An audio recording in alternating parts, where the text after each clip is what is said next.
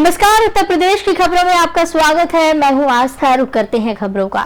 सभा प्रमुख ओम प्रकाश राजभर ने बेटे की शादी के बहाने ये संदेश दे दिया है कि वो 2024 चुनाव में किंग मेकर की भूमिका निभाएंगे, किंग मेकर बनकर उभरेंगे। सभी राजनीतिक पार्टियां उनसे हाथ मिलाने को तैयार है। इसकी झलक भी दिख गई है। कारण भी साफ है, क्योंकि पूर्वांचल की 16 सीटों पर राजभर वोटर्स का प्रभाव माना जाता है। अगर ओपी राजभर बीजेपी का हाथ थामते हैं तो 2024 लोकसभा चुनाव में विपक्ष के सबसे बड़े दल सपा के लिए मुश्किल हो सकती है। वाराणसी में ओपी राजभर के बेटे अरुण राजभर के रिसेप्शन पार्टी में दिग्गज नेता पहुंचे, जिससे सियासी पारा बढ़ गया है। बीजेपी के डिप्टी सीएम केशव प्रसाद मौर्य, प्रदेश अध्यक्ष भूपेंद्र चौधरी, कई मंत्री, सांसद और विधायक पहुंचे थे। वोट बैंक के इस खेल में माना जा रहा है कि बीजेपी और राजभर के रिश्तों पर जमी बर्फ पिघलने लगी है। 2024 के विधानसभा चुनाव में भले ही राजभर का बीजेपी से पुनर्मिलन नहीं हो पाया, लेकिन 2024 में दोनों ही दल करीब आते दिख रही हैं। माना जा रहा है कि बीजेपी पूर्वांचल के लिए मुसीबत आपको बता दें कि बीजेपी पूर्वांचल किले के मजबूत बनाए रखने के लिए अपने सियासी समीकरण में ओपी राजभर को फिट कर रही है। ओपी राजभर बीजेपी के साथ आते हैं तो अखिलेश के लिए पूर्वांचल में अपने सियासी वजूद को बजाय रखना मुश्किल होगा।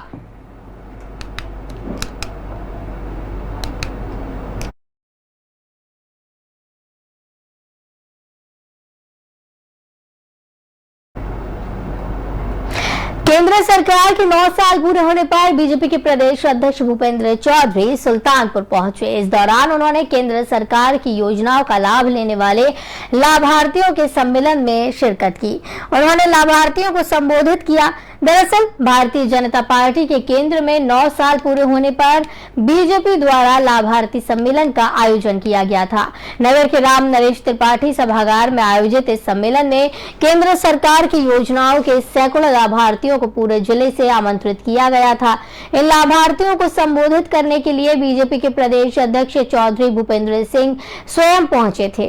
इस दौरान मंच से संबोधित करते हुए प्रदेश अध्यक्ष ने केंद्र सरकार की तमाम उपलब्धियां गिनाई, साथ ही कोरोना जैसी वैश्विक महामारी में भी सरकार के प्रयासों को भी लोगों के समक्ष रखा।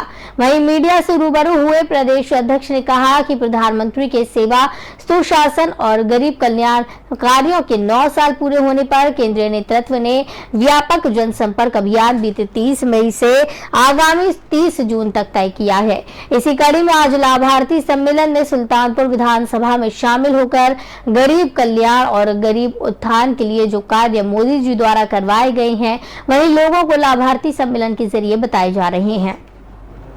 उन्होंने कहा कि आगामी 21 जून से 30 जून तक घर घर जाकर व्यापक जनसंपर्क करेंगे और अपनी सरकार का रिपोर्ट कार्ड जनता के सामने रखेंगे। श्री प्रधानमंत्री जी के सेवा, सुशासन और गरीब कल्याण के 9 वर्ष पूरा होने के उपलक्ष्य में भारतीय जनता पार्टी की केंद्रीय इकाई ने एक व्यापक जनसंपर्क का अभियान कार्यक्रम 30 मई से 30 जून तक तय किया।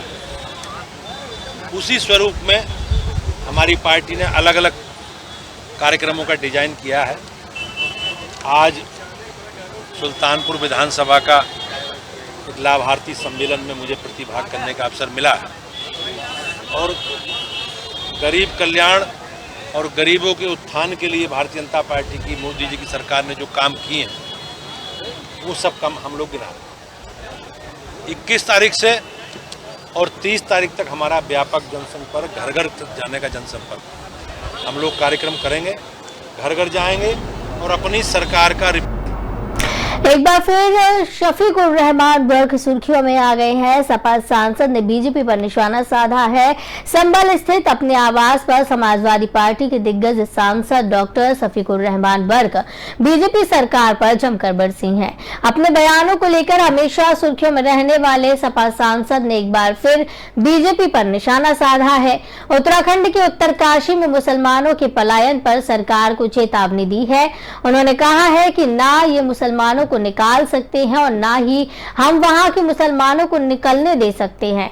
सपा सांसद ने कहा कि ऐसा कानून बनाना है कि 15 जून तक मुसलमान चले जाएं, ये पूरी तरह से गैर कानूनी है और हमारे देश के संविधान के खिलाफ है। हम ऐसा बिल्कुल भी नहीं होने देंगे। सपा सांसद डॉक्टर बर्क ने कहा कि हिंदुस्तान सभी का है और यहाँ पर सभी को रहने का हक है। संविधान के अनुसार हिंदुस्तान का कोई भी नागरिक हिंदुस्तान में कहीं भी रह सकता है। सपा सांसद ने बीजेपी पर हमला बोलते हुए कहा कि बीजेपी देश में मुसलमानों को निशाना बना रही है। 2024 का चुनाव सिर पर खड़ा है, ऐसे में बीजेपी हिंदू मुस्लिम का माहौल और बिगाड़ना चाहती है और इस तरह के हालात दिखाना चाहती है। उन्होंने कहा कि बीजेपी की पॉलिसी हमेशा हिंदू मुस्लिम के खिलाफ रही है, यानी कि बीजेपी नफरत की पॉलिसी अपनाती है और उत्तराखंड के उत्तरकाशी में मुसलमानों के साथ जो चल रहा है ये सब बीजेपी की ही पॉलिसी है। बीजेपी अब पूरी तरह से बौखला गई है। हिंदुस्तान के हालात अब बीजेपी के पक्ष में नहीं है, ऐसे में बीजेपी हताश नजर आ रही है।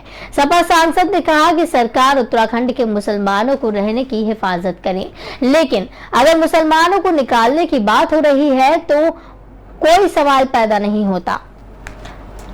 तो आपको बता दें कि एक बार फिर से डॉक्टर शफीकुर रहमान वर्क सुर्खियों में आ गए हैं। सपा सांसद ने बीजेपी पर जमकर निशाना साधा है। बीजेपी पर निशाना साधते हुए उन्होंने मुस्लिम समुदाय का मुद्दा उठाया है। उन्होंने मुसलमानों के पलायन पर सरकार को चेतावनी दी है।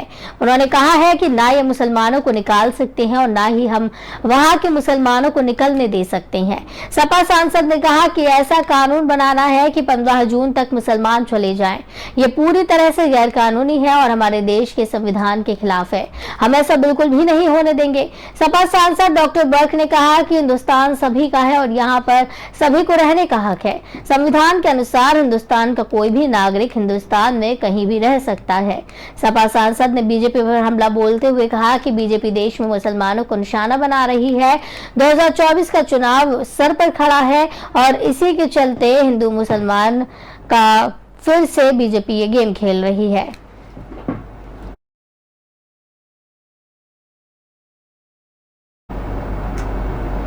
प्रवर्तन निदेशालय यानी कि ईडी ने माफिया अतीक अहमद और उसके करीबियों की काली कमाई से जुटाई गई बेनामी संपत्तियों की जांच में बड़ी कार्रवाई की है। ईडी ने लखनऊ, प्रयागराज, नोएडा और दिल्ली में अतीक अहमद के करीबियों के 24 से अधिक ठिकानों पर छापा मारा है। ईडी ने कई संपत्तियों से जुड़े दस्तावेज कब्जे में लिए। सूत्रों का कहना है कि अतीक अहमद से जुड़े रहे कई रियल एस्टेट कारोबारियों के ठिकानों को खंगाला जा रहा है। नकदी भी बरामद की गई है। प्रयागराज में माफिया अतीक अहमद के खिलाफ ईडी ने मनी लॉन्ड्रिंग एक्ट के तहत केस दर्ज कर अपनी जांच शुरू की। ईडी ने इससे पहले 12 अप्रैल को प्रयागराज में अतीक के करीबी बिल्डर विनायक सिटी मॉल के मालिक संजीव अग्रवाल, अमृतदीप मोटर के मालिक दीपक भार्गव और चायल के पूर्व विधायक आसिफ जाफरी के आवासों समेत 15 ठिकानों पर छापेमारी की थी। जबकि 15 अप्रैल को प्रयागराज में पुलिस अभिरक्षा में अतीक अहमद और उसके भाई अशरफ की 3 शूटरों ने गोली मारकर हत्या कर दी थी। इस वारदात के बाद ईडी की जांच की रफ्तार थोड़ी सुस्त पड़ गई थी। ईडी ने 12 अप्रैल को की गई छापेमारी के दौरान अतीक के रिश्तेदार खालिद जफर, उसके वकील और सहयोगी सुल्तान हनीफ खान एक मामले में जो सजायाफ्ता चल रहे हैं और अन्य सहयोगियों के ठिकाने से 100 से अधिक संपत्तियों के दस्तावेज बरामद किए थे। छापेमारी में 75 लाख रुपए, विदेशी मुद्रा, नोट गिनने की 2 मशीनें, सोने चांदी की जेवर, 200 बैंक खाते और 50 शेल कंपनियों से जुड़े दस्तावेज भी बरामद हुए थे।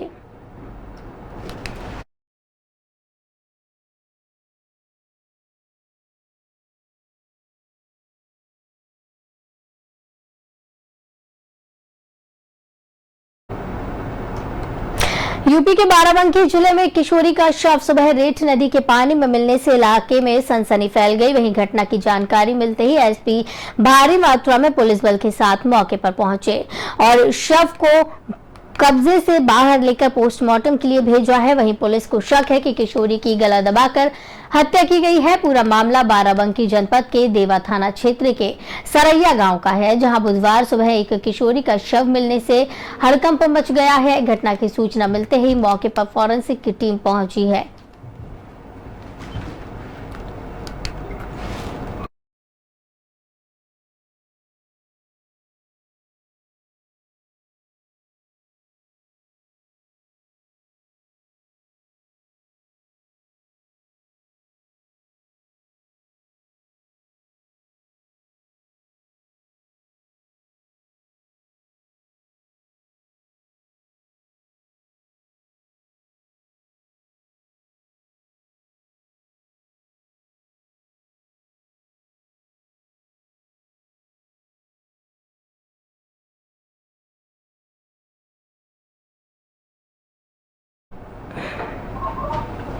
तो बाराबंकी में 5 बच्चों की मौत हो गई है। बताया जा रहा है कि नदी में डूबने से 5 बच्चों की जान गई है। बचाने के चक्कर में 4 की मौत हुई है। 5 बच्चों की गंडक नदी में डूबकर मौत हुई है। देवरिया से ये खबर सामने आ रही है। आपको बताते चले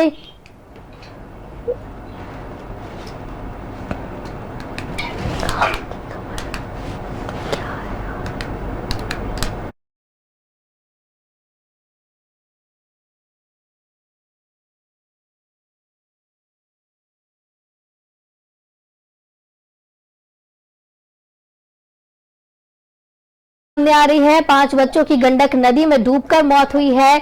बचाने के चक्कर में 4 की मौत हुई है। एक बच्चा नदी में डूब गया था। सभी बच्चे गंडक नदी में नहाने के लिए गए हुए थे। इस खबर की जानकारी के लिए हमारे संवाददाता लाल बाबू हमारे साथ जुड़ गए हैं। लाल बाबू, जिस तरीके से ये पूरी घटना देखने को मिल रही है, 5 बच्चों की जान चली गई है गंडक नदी में डूबने से, क्या कुछ ये पूरा मामला है? क्या अभी इस पर कार्रवाई चल रही है? जी, आपसे बता दें कि ये तरकलुआ थाना क्षेत्र की घटना है, जो देवरिया जनपद से 12-13-14 किलोमीटर की दूरी पे है, जहाँ पे ये घटना घटती है। एक बच्चा स्नान करने जाता है, जो गहरे पानी में जाकर डूबने लगता है। वहाँ पे बैठे कुछ बच्चे और महिलाएं उसे डूबते हुए देखकर बचाने की कोशिश में वह सभी एक एक करके और नदी में चले जाते हैं, जो गहरे पानी में सभी चले जाते हैं। और ये सारे लोग 7 लोग डूब जाते हैं। 7 लोग को डूबने की वजह से 5 लोगों की गहरे पानी में जाकर ये मौत हो जाती है। 2 लोग की हालत अभी भी नाजुक बनी है, जिसे मेडिकल कॉलेज रेफर किया गया है। आपसे सबसे पहली बात बताएं कि प्रशासन के द्वारा न तो कोई ऐसी घटनाओं पर रोक लगाने के लिए न कोई टीम गठित की गई है और न ही कोई विभाग को नियुक्त किया गया है। एनडीआरएफ टीम भी हर जगह देखा जाता था पहले, लेकिन बाढ़ों के दिनों में, लेकिन इस समय कहीं भी नहीं देखी जा रही है ये टीमें। और ये घटना हो जाने के बाद ये सभी वहाँ मौके पर अधिकारी पहुंच रहे हैं, पुलिस प्रशासन पहुंच रही है।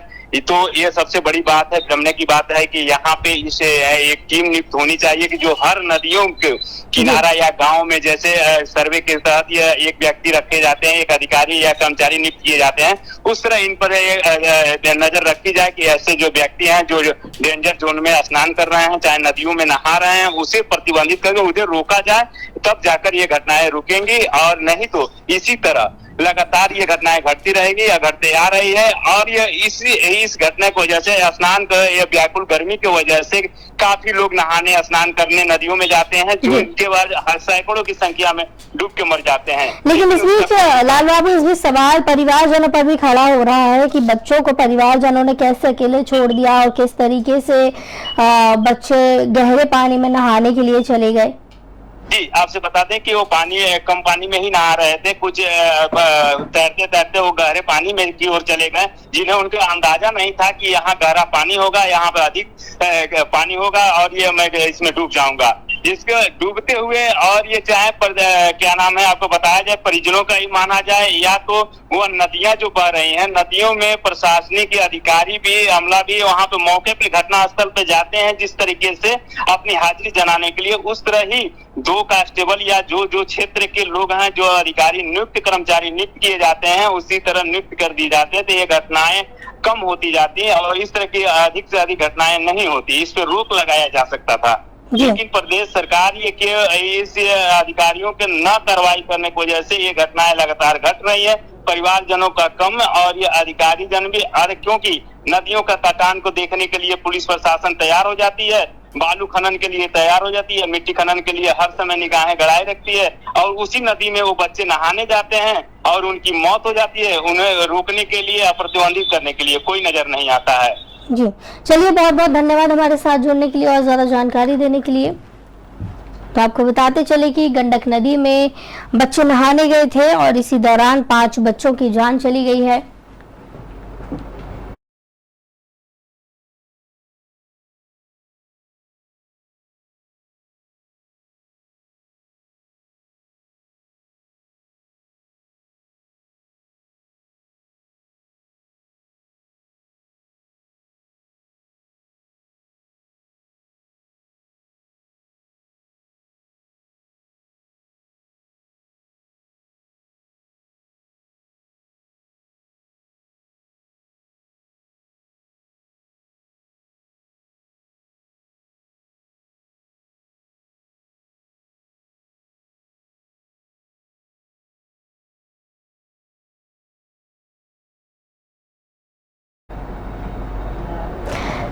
दिव्यापुर थाने के गांव झावरपुरवा में 35 वर्षीय युवक की संदिग्ध परिस्थितियों में मौत हो गई। परिजनों ने कुछ नामजद लोगों पर हत्या का आरोप लगाया था। पोस्टमार्टम रिपोर्ट में दम घुटने से मौत की पुष्टि हुई है। इसी कारण पुलिस ने हत्या का मुकदमा दर्ज नहीं किया। बुधवार को परिजनों व ग्रामीणों ने एक आरोपी को एक दुकान में बंद कर हंगामा शुरू कर दिया।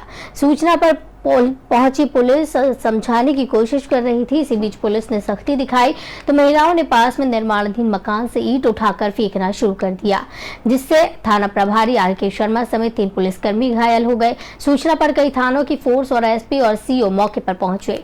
थाना निरीक्षण करने आए आईजी भी आ गए थे। परिजनों की तहरीर के आधार पर पुलिस अब हत्या का मुकदमा दर्ज कर रही है। झावरपुरवा निवासी राज मिस्त्री अनिल कुमार उर्फ बबलू को रविवार रात संदिग्ध हालत में मौत हो गई थी। परिजनों ने कुछ लोगों पर शराब में जहरीला पदार्थ खिलाकर हत्या का आरोप लगाया था। पोस्टमार्टम रिपोर्ट में पानी में दम घुटने से मौत आने पर पुलिस ने हत्या का मुकदमा दर्ज नहीं किया। इससे खफा लोग बुधवार को फफूंद दिव्यापुर रोड पर 150 से ज्यादा लोग एकत्रित हो गए। ये बात कहते हुए हल्ला करने लगे कि हत्यारोपित ने घर आकर धमकाया है। एक आरोपी को दुकान में बंद कर दिया। हंगामे की सूचना पर पहुंची पुलिस ने समझाने का प्रयास किया, लेकिन बात नहीं बनी। इस बीच भीड़ में शामिल महिलाओं में एक महिला पर पुलिस ने सख्ती दिखाई। इसके बाद हालात बेकाबू हो गए। नजदीक में ही निर्माणाधीन मकान के बाहर पड़ी ईंट उठाकर लोगों ने उसे पुलिसकर्मियों पर चलाना शुरू कर दिया। ईंट लगाने की वजह से दिव्यापुर थाना प्रभारी निरीक्षक राकेश कुमार शर्मा सहित 3 पुलिसकर्मी को चोटें आई हैं। कई थानों की फोर्स पहुंच गई है। एसपी चारू निगम भी पहुंच गई है। पुलिस ने कुछ को हिरासत में लिया। मृतक के भाइयों का कहना था कि पड़ोस में रहने वाले संतोष पर उन्हें संदेह है, उसने ही भाई की हत्या की है। उससे एक प्लॉट की बिक्री का लेन देन था। दोपहर बाद हंगामा शांत हो सका। शांति व कानून व्यवस्था को बनाए रखने के लिए कई थानों की फोर्स सजग रही। डीएम नेहा प्रकाश और एसपी चारू निगम प्रशासनिक अमले के साथ दिव्यापुर थाने पहुंची। आईजी प्रशांत कुमार भी मौके पर आ गए थे और परिजनों की तहरीर पर मुकदमा दर्ज कर सभी तथ्यों की गहनता से जांच के निर्देश दिए।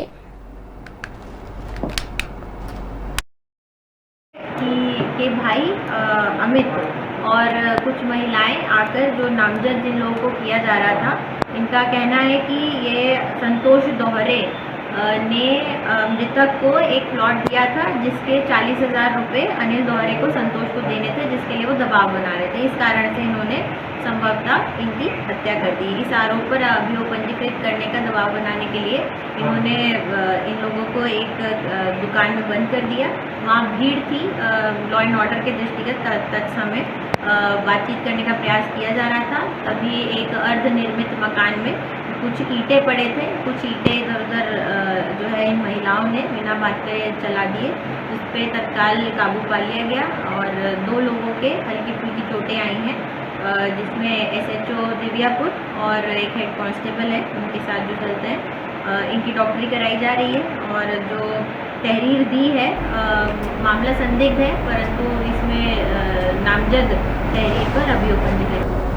बाराबंकी में 2 युवकों ने पुलिस कर्मियों पर आरोप लगाया है। कहा है कि मारपीट और हजारों रुपए उनसे छीने गए। पुलिस अधीक्षक से इस दौरान न्याय की गुहार लगाई गई है। यूपी के बाराबंकी में पुलिस का नया कारनामा सामने आया है। 2 पीड़ित व्यक्तियों ने जिले की टिकैतनगर पुलिस पर थाना बुलाकर लाठी डंडे से मारने पीटने और 5,000 रुपए छीनने का आरोप लगाया है। घटना के बाद दोनों पीड़ित व्यक्तियों ने पुलिस अधीक्षक कार्यालय पहुंचकर शिकायती पत्र देते हुए आरोपी पुलिसकर्मियों पर कार्रवाई की मांग की है। पीड़ित का कहना है कि थाने का एक सिपाही विपक्षियों से मिलकर उसकी जमीन पर कब्जा करवाना चाह रहा है, जबकि उसने सिपाही की बात नहीं मानी तो सिपाही ने उसे थाने बुलाया। पीड़ित अपने एक साथी के साथ थाने गया, जहां पर सिपाही ने दोनों को लॉकअप में बंद करके जमकर लात घूस और डंडा लाठी से पिटाई कर दी और उसने 5,000 रुपए भी छीन लिए। शिकायत के बाद पुलिस अधीक्षक ने जांच के बाद कार्रवाई का आश्वासन दिया। बता दें कि पूरा मामला टिकैतनगर कोतवाली का है। टिकैतनगर कोतवाली क्षेत्र के नैपुरा गांव के नानू और परसावल गांव के रहने वाले नरसिंह पाल यादव ने टिकैतनगर कोतवाली के नरेंद्र सिपाही पर थाने बुलाकर लात घूसे और डंडे लाठी से पिटाई का आरोप लगाया। पीड़ित व्यक्तियों ने यह भी आरोप लगाया है कि नरेंद्र सिपाही ने उन लोगों को जमकर पीटा और उनसे 5,000 रुपए छीन लिए। दोनों पीड़ित व्यक्तियों ने एसपी ऑफिस पहुंचकर पुलिस अधीक्षक को शिकायत पत्र देते हुए आरोपी पुलिस कर्मियों पर कार्रवाई की मांग की है। परसावल गांव के रहने वाले नरसिंह पाल यादव ने पुलिस अधीक्षक को दिए गए शिकायती पत्र में बताया है कि टिकैत नगर थाने के नरेंद्र यादव सिपाही ने मुझे फोन करके कहा था कि नानू को थाने लिया, उनका जमीन के संबंध में सुलह करा दे। नरसिंह पाल ने बताया कि वो अगले दिन नानू को लेकर टिकैत नगर थाने गया और इसी दौरान सिपाही ने आकर दोनों को अंदर बुला लिया। हवालात में उन्हें बंद कर दिया गया। जाए थे खेत में एप्लीकेशन, यहाँ हटबरारी जाए थे तो एप्लीकेशन लाग जाते, बहुत गरीब आदमी, कोई सुनवाई नहीं है हमारी। और खेत में जाए थे मारे जाए, थाने में जाए थे मारे जाए थे साहब, कोई हमारी सुनवाई ना थाने में है और ना खेत में है। थाने जाते हो वहाँ पे कौन मारे? कल दिमाग साहब पैसा कमा। सिद्धार्थनगर पुलिस को बड़ी कामयाबी हाथ लगी है, 5 शातिर चोरों को गिरफ्तार कर लिया है। ट्रक इंजन के साथ साथ हजारों रुपए भी पुलिस ने बरामद किए। बता दें कि इस दौरान मोहाना थाना एसओजी और सर्विलांस टीम ने जिले में चोरी हो रहे ट्रकों के साथ 5 शातिर ट्रक चोरों को पकड़ा है। इनके पास से चोरी की हुई एक ट्रक और डीसीएम के साथ 3 कटे हुए ट्रकों के इंजन के अलावा 2,25,000 रुपए बरामद किए हैं। पकड़े गए ट्रक और इकबाल मुकीम जनपद अमेठी के रहने वाले, तो वहीं विनोद गुप्ता सुल्तानपुर के रहने वाले बताए जा रहे हैं। आपको बता दें कि नेपाल सीमा के सोनौली में ये कबाड़ी की दुकान चलाते हैं। सरगना इकबाल अपने साथियों के साथ डीसीएम गाड़ी से पहले रेकी करता है। सुनसान जगह पर खड़े ट्रकों में अलग किस्म की चाबी का उपयोग करके उसे कबाड़ की दुकान पर बेच देता है। इस तरीके से ये पूरी घटना को अंजाम देते हैं। ये पिछले कुछ दिनों में जनपद सिद्धार्थनगर के 4 थाना क्षेत्र डुमरियागंज, बेटवा, जोगिया और मोहाना में 4 ट्रक चोरी की घटनाएं हुई थी। इस घटना का सफल अनावरण हेतु टीम का गठन किया गया था। आज हमारी जनपदीय एसओजी टीम, सर्विलांस टीम और थाना मोहाना की टीम ने सराहनीय कार्य करते हुए अंतर जनपदीय गैंग को पकड़ा है। इसमें कुल 6 मेंबर्स को अरेस्ट किया गया है। इनके पास से डुमरियागंज से जो एक ट्रक चोरी हुआ था वो बरामद किया गया। साथ ही जो अन्य घटनाओं में जो ट्रक थे उनके कटे हुए पार्ट्स बरामद किए गए हैं। ये घटना की रैकी अपनी डीसीएम गाड़ी से करते थे, वो भी बरामद की गई है। इन्होंने जो ट्रकों को बेचा था उनसे जो धन लाभ दिया था उसमें 2,25,000 रुपये भी। इस बुलेटिन में फिलहाल इतना ही। मुझे दीजिए इजाजत। नमस्कार।